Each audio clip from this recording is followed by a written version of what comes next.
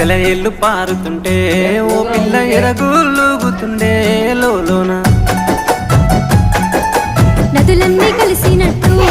పిల్లగా నవ్వెంత బాగున్నది నీలోనా గాజుల సప్పులు గలుగల్లు మోగంగా గజ్జెల పట్టీలు గంతేసి ఆడంగా వరిగడ్డి మోపు ఎత్తి ఓ పిల్ల వయ్యారి నడుము పవే ఈ వేళ